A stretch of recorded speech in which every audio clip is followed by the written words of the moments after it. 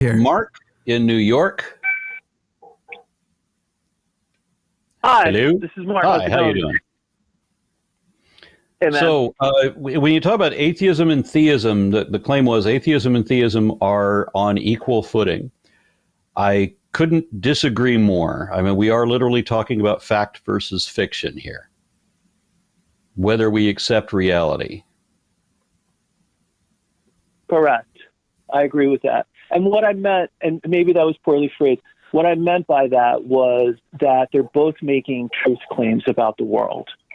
And so I think atheists need to stand by what they're saying and not okay, go with what is I'm an atheist. What is my truth claim? Uh-huh. What is your truth claim? Yeah. That God does not exist. Well, as the broad category of atheists, that the statement is there is no truth in the religious claims.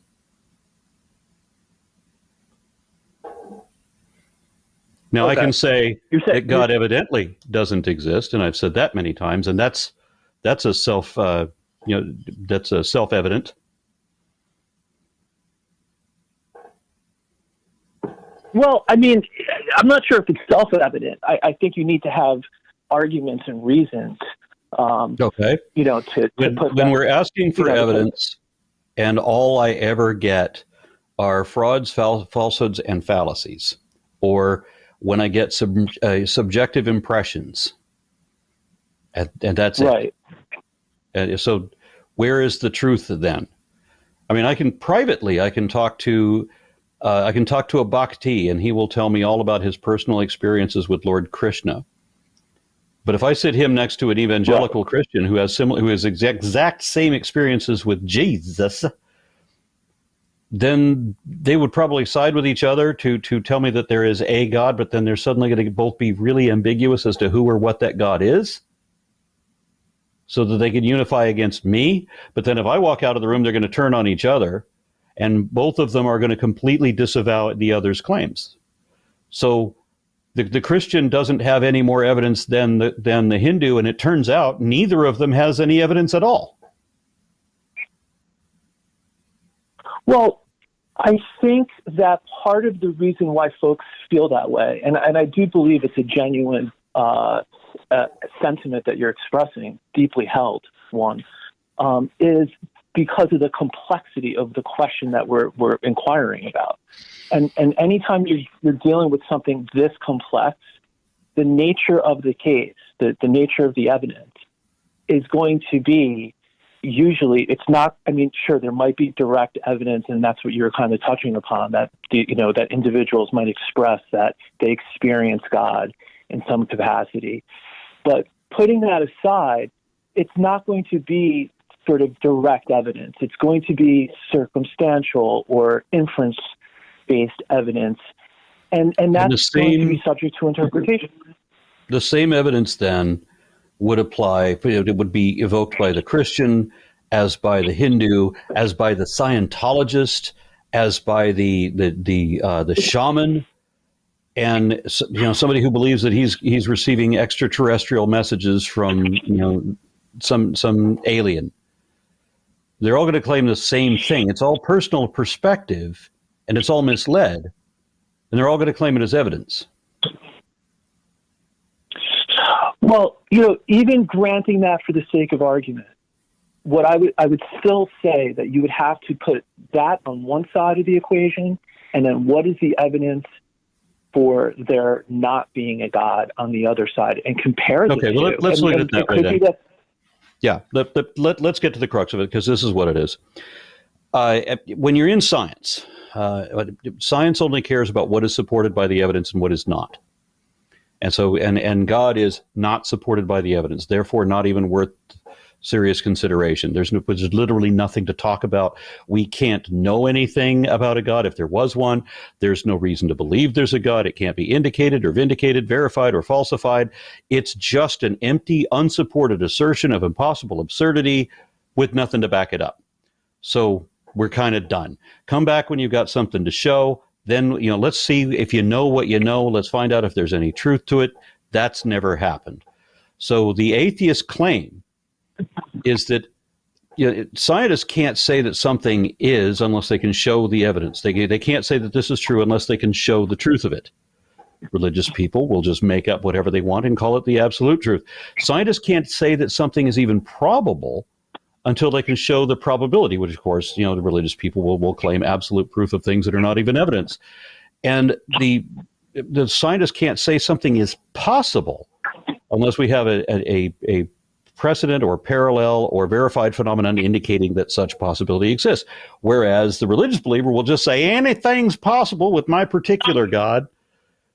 So it's substance versus vacuity. It's fact versus fiction. They're not on equal standing. We're saying we don't want to hear something that is not evidently true. Don't be telling me things are true when you don't know that it's true. You can't show that it's true. It's a false statement. I mean, Abraham Lincoln, my favorite quote from him when he said that it is an established mandate in morals that he who makes an assertion without knowing whether it is true or false is guilty of falsehood, and the accidental truth of the claim does not does not justify or excuse him. That's it. That's what it comes down to. Are you saying things are true when you can't show the truth of it? That's it. Right. So I think that when it comes to certain things in life, being able to demonstrate the truth of certain things in life, and for example, the example that always comes to mind to me is like an interpersonal relationship, and showing, for example, do you really care for another person? And let's say you're in a relationship with another person, you have to trust that they care for you, and you're going to have some evidence that they do, but there's going to be sort of an element of faith involved. We're using different definitions of faith. Then I use faith when I talk about faith, it is only in the context of religion, wherein faith is a secure conviction that is not based on evidence.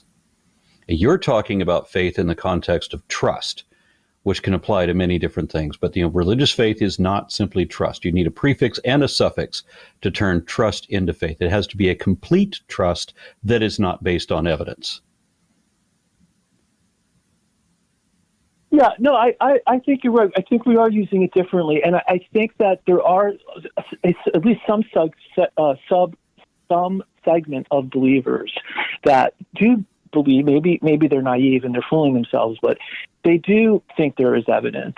I mean, me personally, I've been skeptical, and I am a skeptic of sorts, almost in every other thing in my life. And I really want to see the evidence. I don't want to believe something just because it's sort of convenient in the whole Pascal's wager thing.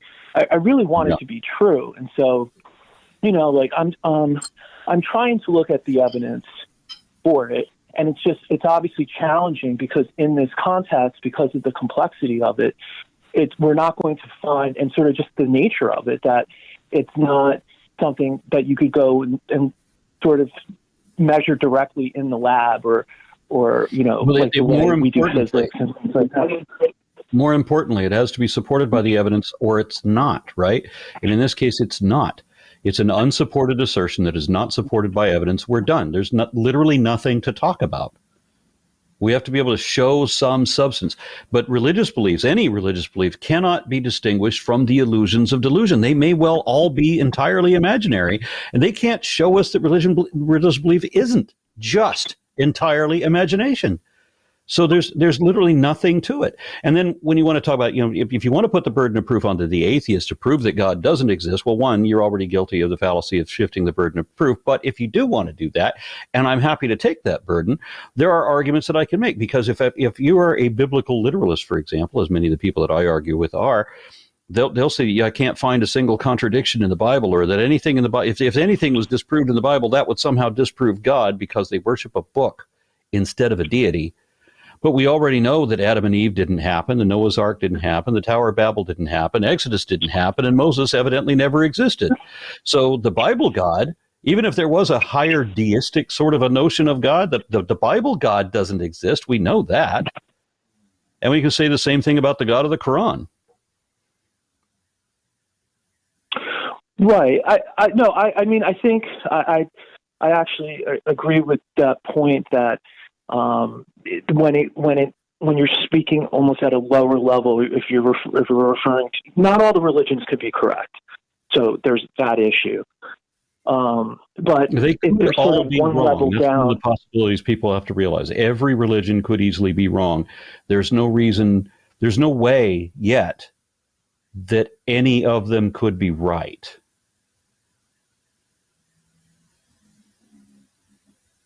See, I look at it that there is evidence that is something where we could draw an inference. It's not conclusive, and it's something that definitely requires a leap of faith. But if it requires a leap of faith, that by definition isn't evidence. Well, there could be evidence supporting a claim, but it might not be. For example, when a jury deliberates on someone's guilt, they don't necessarily have to have 100% certainty, but they could come out and say this individual is guilty of this crime and send them away for the rest of their lives. So I just think in life, or more when importantly, you're have dealing them with certain, correct, right, which is potentially much more problematic. But I just think that with certain claims, you have to be willing to accept less than conclusive evidence and not set the burden so high that it can never be met. Yeah. So when you're arguing with a creationist, you'll often hear that they want absolute mathematic proof of evolution or mathematic disproof of God. They want us to disprove a negative, but that for their own position, no evidence at all is necessary. But you need absolute 100% mathematic certain proof for the contrary. Yeah, no, and that's. And so I obviously don't require absolute proof either way. I mean, I'm willing to look at things like what you're talking about, beyond reasonable doubt, by an overwhelming preponderance of evidence, and it doesn't have to be absolute.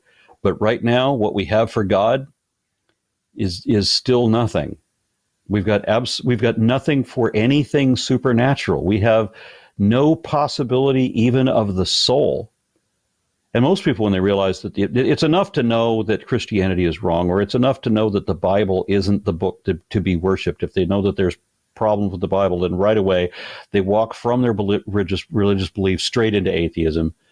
That's all they needed was, for the Bible to be disproved, or for Christianity to appear faulty, or what have you. But I can take any notion of deism or whatever. I mean, there's no evidence for any of it. There's no evidence of anything supernatural. And when it comes down to whether there's a soul or not, if people realize that there's no possibility of a soul, and then when they realize what the soul is based on, being literally air, then if it doesn't mean that they get to live forever, then they've lost all their religious belief. I know a minister who has admitted that. He accused me of being a nihilist and then demonstrated that he is far more nihilist than I am. He had the most terrible view of reality. He said that if he couldn't still exist 5 billion years from now, if what he does today doesn't matter 5 billion years from now, then it doesn't matter now either. He said without absolute immortality, there's no reason to ease suffering or prolong life, because it's all ultimately pointless, man. Why even bother? Yeah, that's the way this guy was. Yeah, absolutely morose. No, I mean that thinking can be taken, I think, a little bit too far, even though there's some philosophical sort of basis to it. Yeah. It, in practical terms, I think it does. But let's take your example with the soul, for example. If there isn't a God, then we are just material beings. And when I look at something like the soul, even if there is a God, look at it more. Even if there is a God, we're still just material beings. Well, there's no support for mind-body dualism. What do you think your mind is? There is no support for mind-body dualism, neither in neuroscience nor even in philosophy. I think that's a contested claim. I mean, this is not something that because we don't have a theory of consciousness. By people who have no expertise. It's contested by people who don't want to accept reality. But neuroscientists, and I've spoken to a few of them, there is no support. Again, we're talking about support for. There's no support for mind-body dualism. There's all of the evidence, every fact we can find that would imply either way, all implies that the mind is a product of the body and chemical responses and stimuli and all of that, and that's it. Well, there's no. But you just said the key word. You said the key word, which is imply. You said imply. Yeah, because I don't talk about absolute certainties.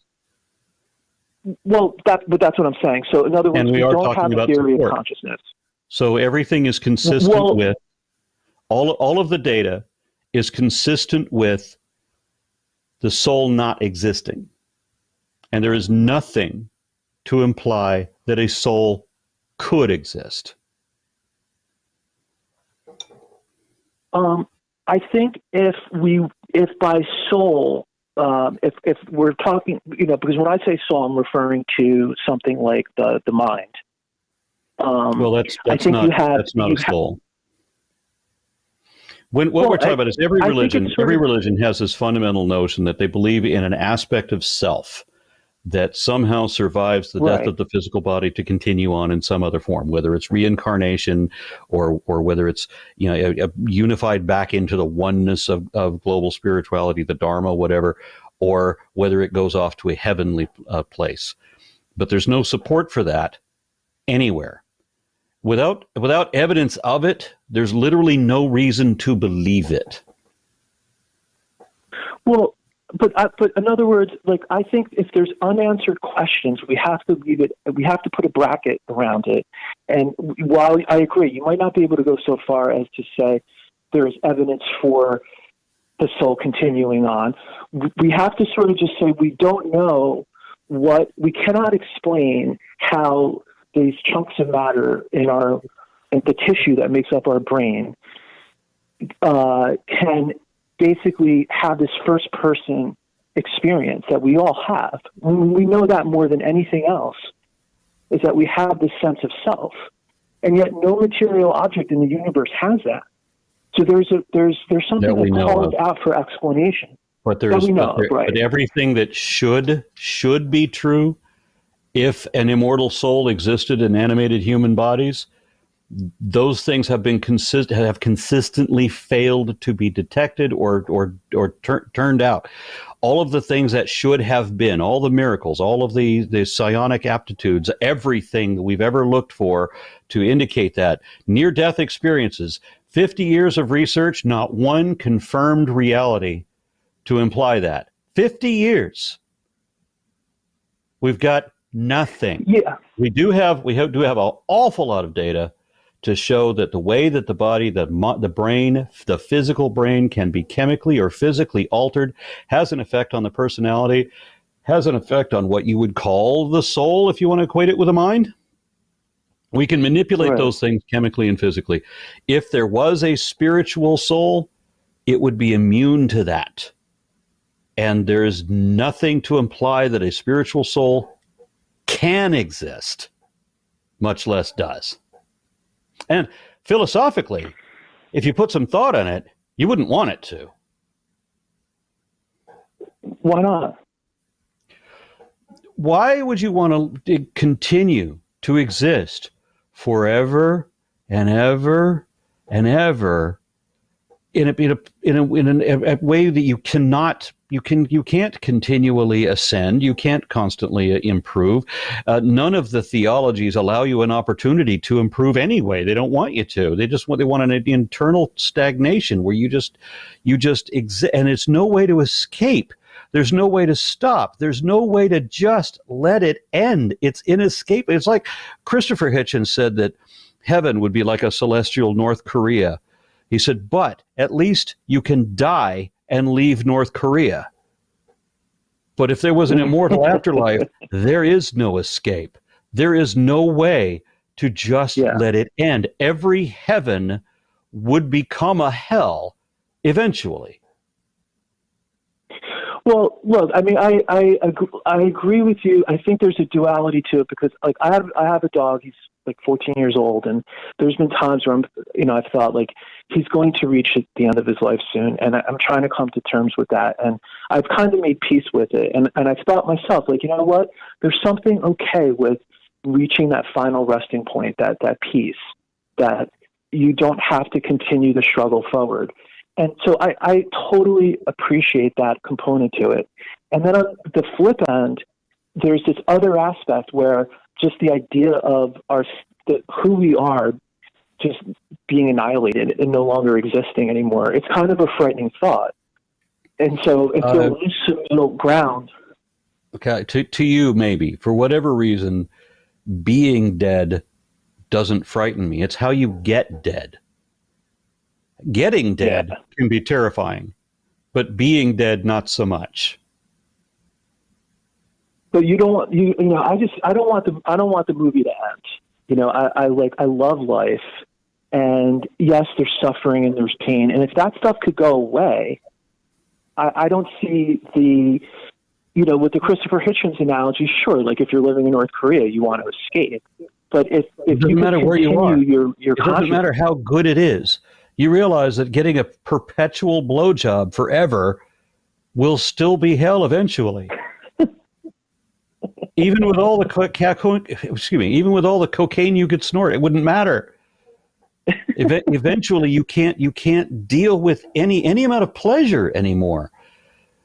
Perpetuity, eternity. This is too long to continue. You're going to want an escape. And every description of Christian or Muslim hell that I have ever heard has been horrific. I wouldn't survive the first weekend. And this goes on forever? That's heaven. Honestly, the depictions of hell are only worse from the onset. Every heaven will get to be as bad as their hell eventually. And there's a whole lot of more depth to it. When you get more into the thought of like whether you even have free will, can you sin in heaven? I mean, when you find all these paradoxes, because this is one of the reasons they invented hell, is because you can't think about heaven. You don't put 2 minutes of thought into heaven because heaven loses its shine real quick. If you don't contrast it with hell, if all you had was whether you're going to go to heaven or just die, just being dead comes out on top. The more you think about it, if you didn't have to think about a hell, if you only thought about heaven, you could save yourself from death if you go to heaven, and heaven is the only prize, and the only downside is death, which was the original Christianity, by the way. Then you would be thinking about heaven. How nice would heaven be? And then you would start realizing these questions, these issues that you have with heaven. And then oblivion is better. Mm. Well, I guess ultimately, whether we like it or not, there's going to be an answer. There's going to be the truth. Unfortunately, so no. Whether we find it, there won't be. What do you mean? When I die and when a believer dies, all that was once us is suddenly not going to know anything anymore. So the believer, won't even have the opportunity to be disappointed. Well, right. I mean, that's right. I mean, what I'm saying is the existence or non-existence of it is there, whether it's comforting or it's discomforting. It almost doesn't matter what we think about it. Yeah, so and it doesn't mean we don't get the answer either. I mean, believers will tell me you're going to find out someday when you die. Well, no, I won't, and neither will you, because we'll be dead. And your brain's shut off, and we don't think or know or remember or feel anything.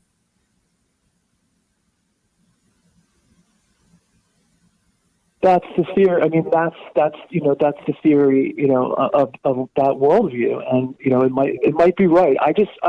Ultimately, to me, it's a search for truth, and I just hope that how do you identify truth then? Community. How do you identify truth then? How do? Yeah. Well, I think truth ultimately is an objective reality. How you identify it, I think, is good. That goes along with my definition. Sort of a separate issue. What the facts are. What's that? The truth is what the facts are. Oh, it's breaking up a bit. Okay. You said that truth needs to be objective, and that's good. That's big. I say that the truth is what the facts are, because I have people telling me all the time that what they believe is the truth and they can't show any truth of it. So you don't get to call it the truth then. You can't say that it's the truth until you can show the truth of it. Yeah, exactly. I totally agree with that.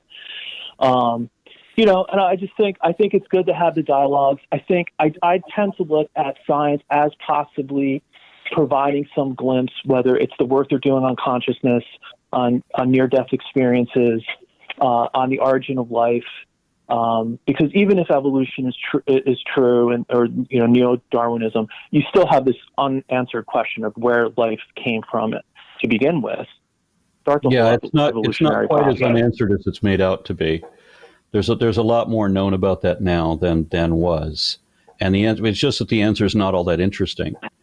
It's just, life is really complex. Biology is complex, biochemistry. So the origin of life is super stupidly complex, and people don't care about that. They want to think that they are best friends with the most powerful being in it that they can imagine. That's what they want to pretend, and they want to pretend that they're immune from death.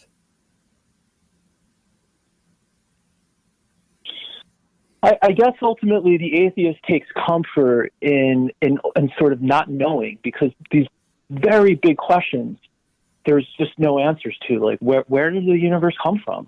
Where did everything come from? There's just no answer to it at all. Personally, I don't think the universe came from anywhere. I think it was eternal, and there's a number of cosmologists that I've had the good fortune to talk to who also think the same, that the universe is, in effect, in some sense, eternal, changing, different conditions apply at different times, but they believe, that material energy has always existed, a universal waveform, or what is it? I forget the term, but there's a number of things that are evidently eternal about this universe. Even models that have a singularity, the singularity always existed. There's a couple of people that said they come from nothing, but those people were in the 60s, and nobody holds that position anymore. And it also doesn't matter. I neither know nor care how the universe came into being, if the universe came into being, because it's completely irrelevant to whether we are evolving apes, and that's the thing I'm usually arguing. And when people realize that I know what I'm talking about on that, they have to push back to the origin of the Earth, to the origin of life. When they realize that I know more about that than I'm supposed to, then they want to push back to the origin of the universe, where I no longer give a damn. Well, I mean, look, I'm not sure if you could say you don't care, because if you wound back the clock, it's 2022, I think. But if we kept winding backwards and backwards, what would have it almost seems to defy logic that it could just go back and back forever, because how could you ever have gotten to today if that was the case? There's a number of models that are cyclic. There's a number of models that are cyclic, including Big Bang, Big Crunch, and then there's another one that has oscillating physics, so that gravity becomes a repellent force rather than an attractive force, and so forth. But none of them have any relevance to the topic of whether the Bible is complete hogwash, which it is, or whether evolution is demonstrable, verifiable aspect of population genetics, which it is. So I really honestly don't care about cosmogony at all. I don't think we know the answer, and I'm okay with that.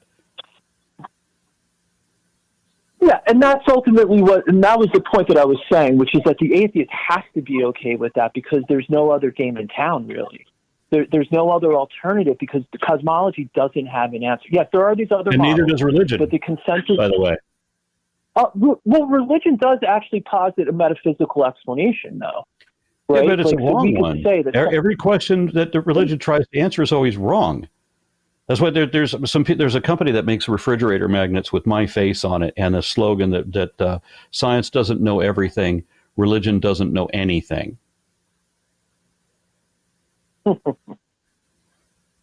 Yeah, see, I don't look at things in those absolute terms. I mean, Again, I think these are complex issues, and so in trying to search for truth, we have to keep an open mind. If you've already taken this hardline position that it's almost unprovable, then it seems like to you, you're saying you don't even care about what the answer is about how the universe came into being. If you can't show me that there's any, if you can't show me the truth of it, then I'm not interested. When you can show me that we actually know something, then I care. But when cosmologists can't agree themselves on whether there was a singularity, then why? If the experts don't know, then why would I chime in on it? But then when we're talking about religion, religion just makes giant claims they can never back up. And they're always contradicted by like every other religion, and everybody's apparently lying. Everybody's claiming absolute truth, and there's not even a possibility that any of them could be true, but it's almost as certainly that they're all wrong, since they are all lying for a living. So I think at this point, the listeners would want to hear why Mark believes in God. Otherwise, to maybe move on, because at this point, it just sounds a lot like Mark just being like, "Be more open-minded, man. I don't know." And Mark, I don't think that's appealing. I'm completely open if you can show me reason to believe in a God, but no one can, and it's not my fault that they can't. I think that the most I could show is that there are unexplained phenomenon, and that one reasonable hypothesis to explain that phenomenon, which has not been disproven. So if you could disprove it, then we'd be having a different discussion. If it can't be disproven, if it can't be disproven, that it doesn't even qualify as a hypothesis. No, that's not true, because I don't think your atheism could be disproven, and I'm keeping that open. A hypothesis, by definition, needs to be testable and potentially falsifiable. But the hypothesis is that God does not exist, right? And I'm saying that no, it is not. I don't have a hypothesis. You are coming to me with a hypothesis that God exists. It's not testable. Right. It can't be falsified. It's not supported by any evidence. There's no way to ever know if it's right or wrong. It provides no addition to the sum of human knowledge. There's no truth to it. Why are we even considering it? I don't have a hypothesis. Well, okay. You come to me with an unsupported assertion. I'm not accepting unsupported assertions. And you shouldn't. And I would never ask anybody to do that. So that's my hypothesis. I don't have a hypothesis. I don't accept the unsupported assertion. That's it. If you've moved off the affirmative claim that God does not exist, then I'm happy to accept that. What do you mean move off the affirmative claim? I thought you were working off the assumption that it's a fact that God does not exist. No. Okay. I think I was talking to you earlier when I said that that we have, that we know that the Bible's not right. We know the Quran's not right. We know that no single religion can show that there's any evidence. That we know that there's no evidence of the supernatural. There's no evidence of the soul. There's no evidence of anything peripheral to belief in God. None of the things that should be consistent with God have proven to be true. All it is the claims religion is making, none of which are valid. So religion is coming up with empty assertions. I'm not accepting empty assertions. That's what I've been saying all along. It does seem a bit telling that you were asked to give your reasons for believing in God, and you went straight to. I have mine. And you went straight to. But so far, so we're going to give you another opportunity. But you went straight to what you think wrongly are the claims of Aron. So again, but we're going to have to move on soon, unless you want to now present your why you and anyone else should believe in God. Sure. I think there is very strong evidence and inferences of design, that the universe was designed. Our current understanding of the universe is that the universe is contingent. There is no physical law of cosmology that says the universe must exist and that it must have the variables and all of the parameters that currently exist and there's tons of them. And they all seem completely arbitrary. And the universe doesn't have any laws that it has to exist. As cosmologist Sean Carroll explained, the universe. I think he even said this to me directly. He's that the universe can have, or that it could have just been that there was absolutely nothing, but as it happens, there was something, and so that it doesn't absolutely have to be, and so it doesn't matter. What we end up with is, well, we have unanswered questions that we want to fill in with this other answer that doesn't qualify as a hypothesis, has no evidence to support it, is not literally not even possible, but we really, really, really, really want to make believe in this thing we can't defend. No, I look, and Sean Carroll's an atheist, so I'm not surprised that he takes a very, very strong, stance on how he describes it. But look, it's not just. Here's the challenge. To me, faith is sort of a web of interconnected belief. It's not one thing that makes me believe. So I can. It's a web of interconnected deceptions. Faith is not honest. It's the least honest position it is possible to be.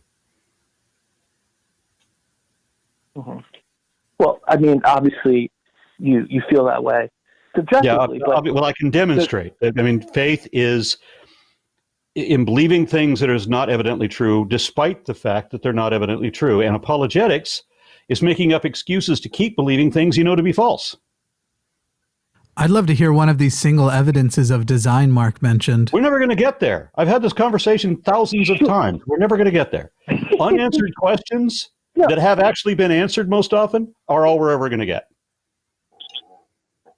Sure. There's evidence of design almost everywhere you look. And in fact, biology. No, there isn't anywhere that we look. There is no evidence of design. There is evidence against design. Richard Dawkins has a favorite quote where he says, biology is the study of things that appear to be designed, but they're really not. You really have this evolutionary process. You may have the superficial appearance.